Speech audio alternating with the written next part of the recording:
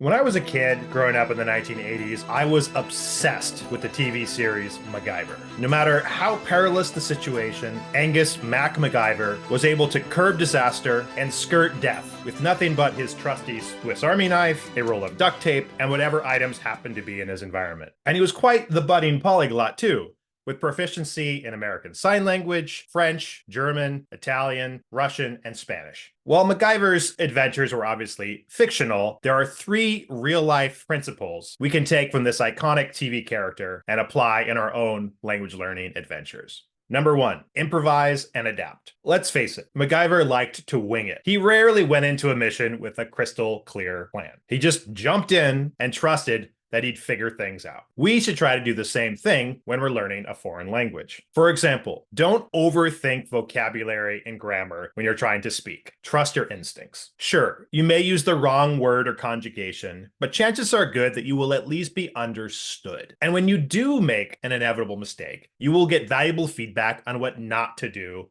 next time. Don't know the right word? Talk around the word you don't know with the words that you do know. Use gestures, draw pictures, write things down. Most importantly, give all your attention to what the other person is saying, not what you want to say next. The better you listen, the easier it is to respond appropriately. Such intense listening and presence is in fact one of the secrets of improv comedy. For more on using improv comedy principles in language learning, see my blog post, Yes and, 3 improv principles that will help you speak a language more fluently. Number 2, use the resources and tools you already have.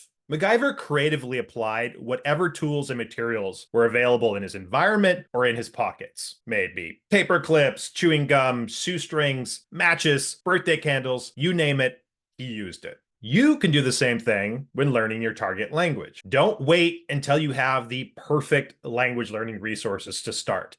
They do not exist. And don't let yourself fall into the resource trap, in which you keep acquiring more and more books, apps, etc., but never actually use any of them. Just start right now, where you are, with whatever you have. Or as Ernest Hemingway wrote in The Old Man and the Sea, now is no time to think of what you do not have. Think of what you can do with what there is.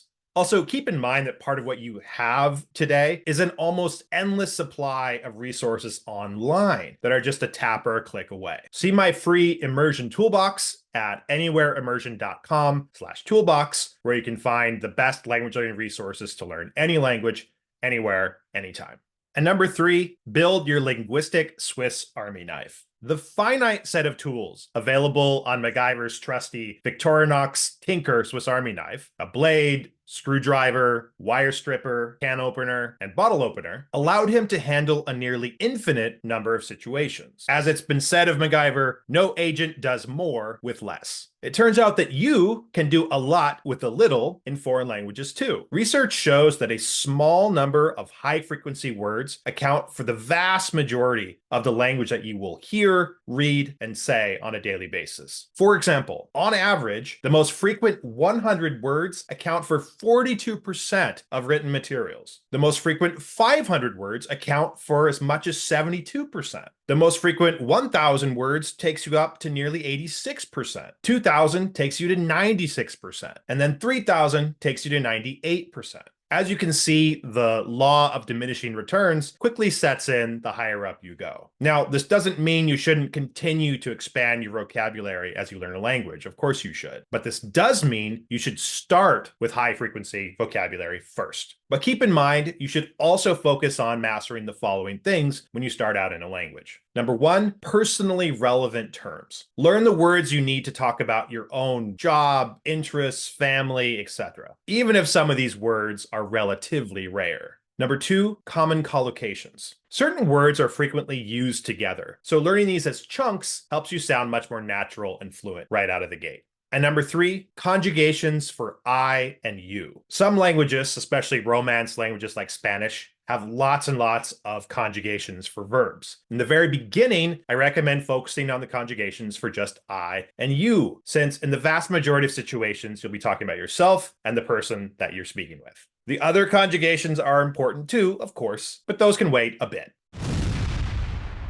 Learning a language can feel like an insurmountable task as you start out, especially one like Japanese or Mandarin Chinese that's so different from English. But with MacGyver style resourcefulness and adaptability, there is no language challenge you can't solve. So grab your linguistic Swiss Army knife and your metaphorical duct tape, and let's embark on a language learning journey worthy of primetime TV in the 1980s.